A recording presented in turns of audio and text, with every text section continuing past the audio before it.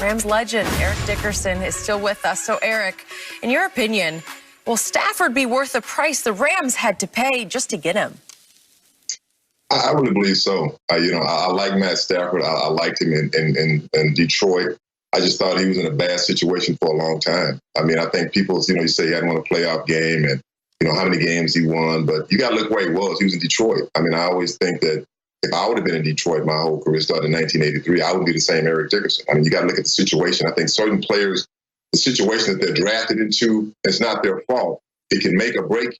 And in Matt Stafford's case, he was unfortunate enough to be drafted by the Detroit Lions and really had no help. You think about his great receiver that I think should go on, will probably one day go in the Hall of Fame, Calvin Johnson.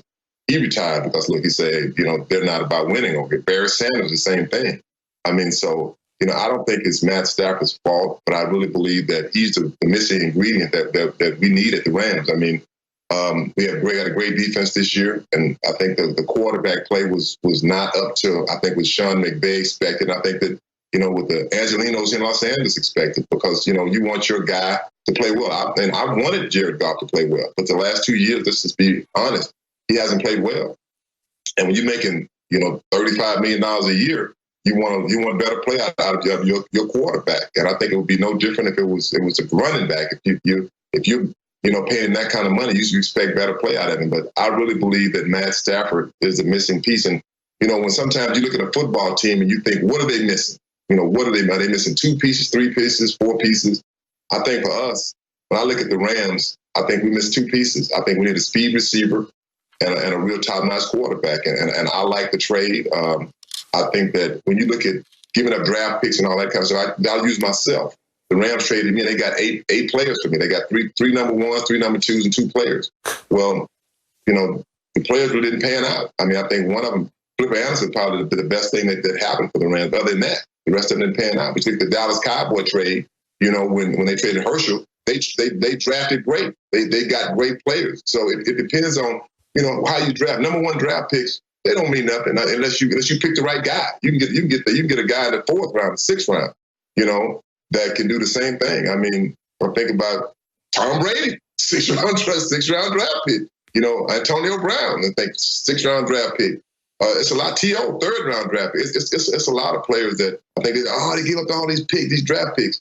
And draft picks don't mean nothing. Sometimes the people pick and you're like, what are you looking at? So for me, I think he's the missing piece.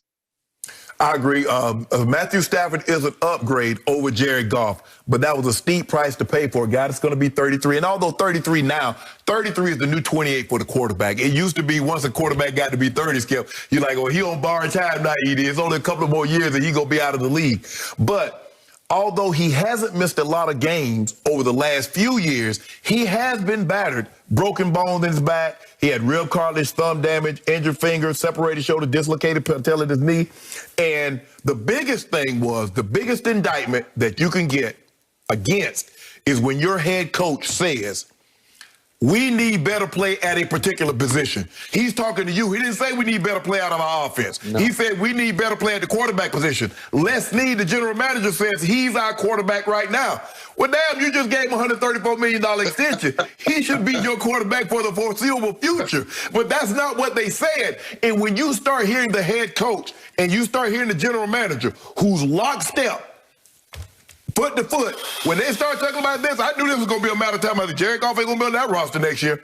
So, look, it's a steep price. The only thing, ED, that concerns me about Matt Stafford is that he hadn't beaten good teams. Sometimes, if you that dude, Peyton Manning went to Indy. Indy was about to move. They were about to leave Indy.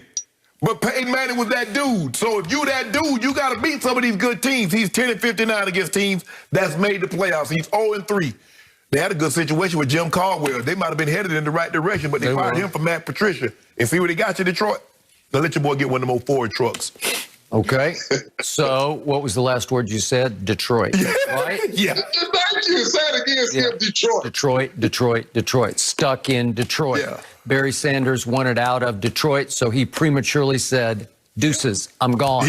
And I'm still shocked that he left as quickly as he left. I don't even think Megatron made it 10 years. Megatron made it, 9? Okay. So, Eric, I gave this trade an A+ for the Rams. You are the Rambassador. Shannon gave it a C because he thought you still gave up an awful lot, and he's worried about Matthew Stafford's durability going forward. But as Bruce Arians said the other day, he's tough as nails, and his team knows he's tough as nails, and he will play through all that junk that he's been through, and he's been through a whole bunch of junk. Will it be cumulative? Will it start to weigh him down where he starts to regress and decline in skills? I don't see it because he's still early 30s, and he's going to have a rebirth in L.A., and it's just like you talked about Tom in Tampa. The weather is so good here. It feels so healthy here. I think his body will feel a lot healthier here than up in Motor City. Yeah, and you mentioned he has a better offensive line here. He does. So that'll definitely help. He played 136 straight games without missing a game. He had a broken bone in his back, and still he wanted to play. He wanted to play. I mean, I think I think McVay can open his playbook up, really open it up. You don't have to worry about I got to trim it down.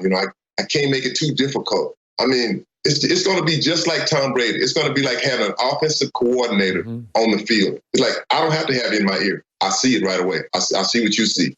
I mean, I think that's the great thing about it. We haven't had that. We haven't had that. And right now, I say it's a window. Look, Aaron Rodgers is getting older. I mean, Aaron Donald is getting older. Jalen Ramsey, he's gonna be a year old. That defense won't stay together forever. So you got to do this right now. I say I like the trade. I like Matt Stafford as a player, and I'll say this: I believe for sure. I mean, I think before he leaves LA, I think he'll win a Super Bowl here in Los Angeles. And winning a Super Bowl in Los Angeles is like, whew, I mean, that's big. That's big. ED, the thing that I was talking about yesterday, you got Les Snead and Sean McVay.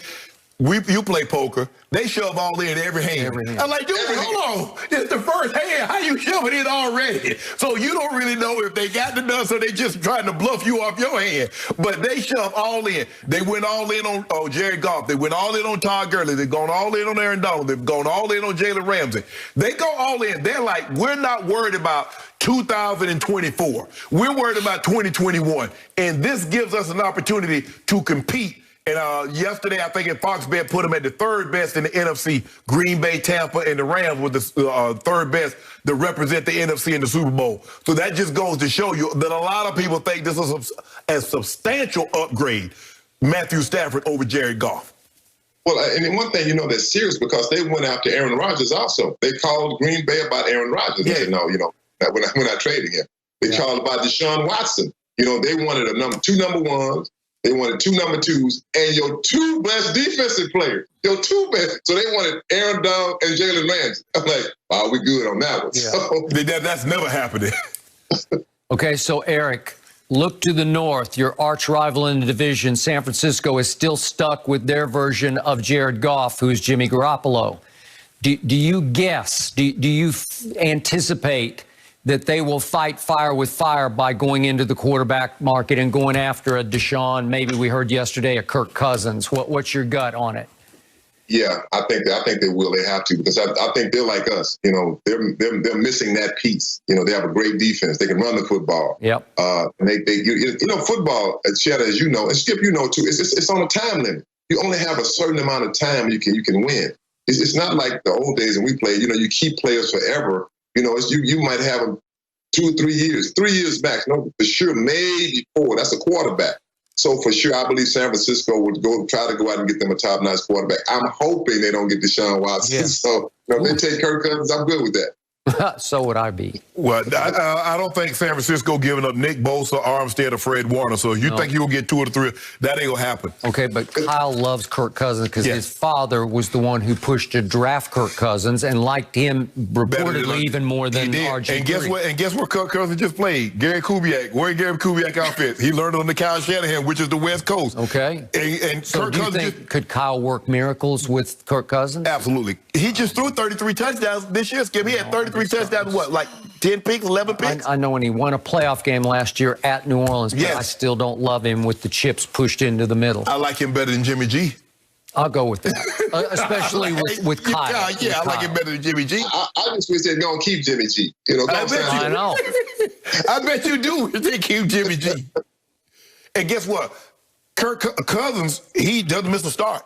The thing is, Jimmy G can't stay healthy, Skip. Well, I mean, I understand injuries are a part of the game, and the ACL, we get that, but the high ankle sprain, it's always something. Yep. And if I can't keep you on the field, I mean, bro, I'm paying you $28 million. I need you on the field, and you're not on the field, you're not helping the cause. Hey, Shannon, let me ask you this question. So when you look at the Rams, what do you think we were missing? What pieces? Well, I definitely thought the quarterback, because far too many times Jerry Goff put the ball in harm's way, because he was really trying to give the game away to Tampa. You had that game in control, and he threw 2 horrible interceptions that almost let Tampa get back into the ball game. I can see a speed receiver. You probably